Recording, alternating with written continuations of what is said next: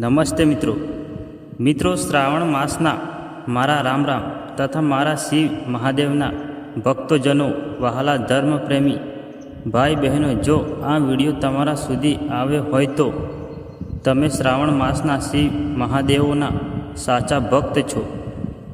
પવિત્ર શ્રાવણ માસમાં જે કોઈ ભક્તિ અને પૂજા તથા ઉપવાસ કરે છે તે આ વિડીયોને ખાસ કરીને રોજ સાંભળજો અને ઘરમાં ભક્તિ કરતી વખતે રોજ સાંભળજો અને ઘરમાં બીજા લોકોને પણ સંભળાવજો, કારણ કે શ્રાવણ માસની ભક્તિ પૂર્ણ થશે.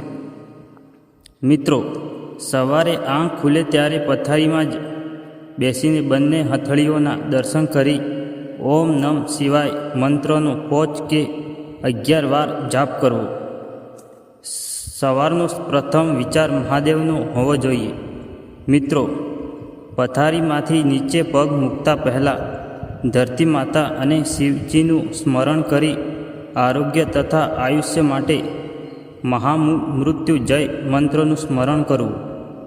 મિત્રો, આવા અમારા વિચારો પસંદ આવે તો લાઈક, સબસ્ક્રાઈબ કરી કોમેન્ટમાં હર હર મહાદેવ લખવું, કારણ કે આપણી મનોકામનાઓ પૂર્ણ થાય. મિત્રો, નિત્ય કર્મથી નિવૃત્ત થઈ સ્વચ્છ વસ્ત્રો પહેરીને ઘરે અથવા નજીકના શિવ મંદિરે જઈને તાંબાના કે પિત્તળના વાસણમાં શુદ્ધ જળ લઈ શિવલિંગ પર ધીમી ધારે અર્પણ કરવું.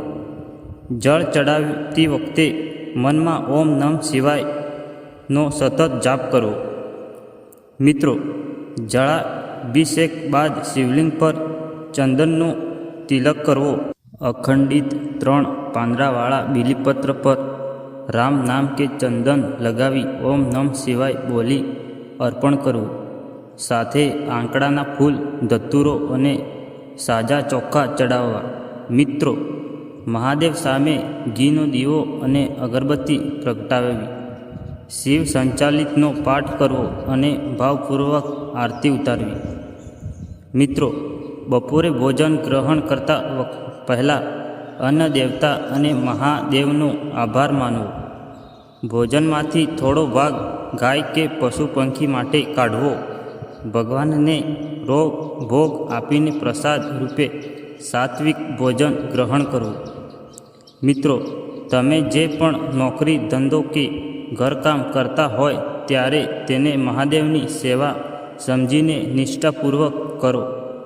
કામ કરતી વખતે મનમાં જ ઓમ નમ શિવાય મંત્રનો માનસિક જાપ ચાલુ રાખો. મિત્રો, બપોરના સમયે જો કોઈ ભૂખ્યું, તરસ્યું કે ગરીબ વ્યક્તિ બારણે આવે તો તેને અન્ન કે જળ આપવું.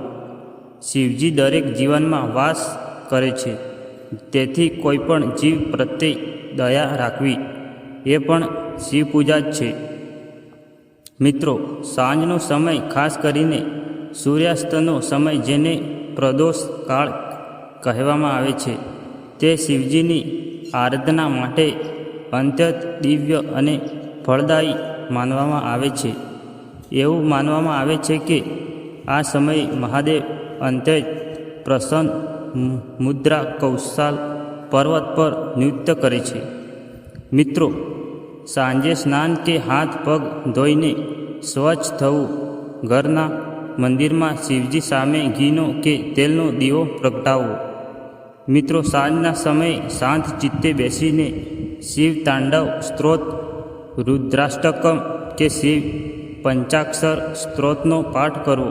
જો આ પાઠ ન આવડે તો માત્ર 108 વાર ઓમ નમ શિવાય મંત્રની માળા કરવી. મિત્રો, અંધારું થાય ત્યારે 5 થી 10 મિનિટ આંખો બંધ કરીને બંને ભમરની વચ્ચે મહાદેવના સ્વરૂપનું કે શિવલિંગનું ધ્યાન ધરવું. આનાથી દિવસભરનો માનસિક થાક દૂર થાય છે અને અદ્ભુત શાંતિ મળે છે.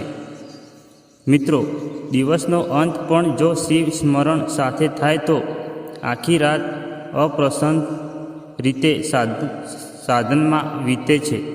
મિત્રો, રાત્રે પલંગ કે પથારી પર બેસીને આખા દિવસ દરમિયાન થયેલા કાર્યોનું ચિંતન કરવું.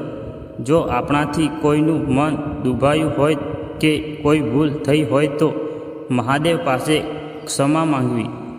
મિત્રો, દિવસભરની તમામ ચિંતાઓ, ક્રોધ, અહંકાર અને મન મુટાવને મહાદેવના ચરણોમાં અર્પણ કરી દેવા. મનને એકદમ હળવું કરી દેવું.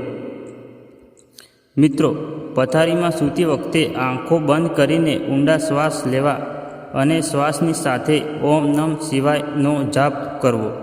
જ્યાં સુધી નિકટતમ ઊંઘ ન આવી જાય ત્યાં સુધી મનમાં શિવનું સ્મરણ ચાલુ રાખવું. મિત્રો, જો તમે આ દૈનિક દિનચર્ચા સવારથી રાત સુધીની શિવ સાધના તમારા જીવનમાં ઉતારશો તો તમારા ઘરમાંથી નકારાત્મક ઉર્જા, રોગ અને શોક દૂર થશે તથા સુખ, શાંતિ અને મહાદેવની અસીમ કૃપા પ્રાપ્ત થશે. આવો આજે સંકલ્પ કરીએ કે આપણે માત્ર શિવની પૂજા જ નહીં કરીએ પણ શિવ જેવા ઉદાર, શાંત અને સુદ્રઢી બનવાનો પ્રયત્ન કરીશું.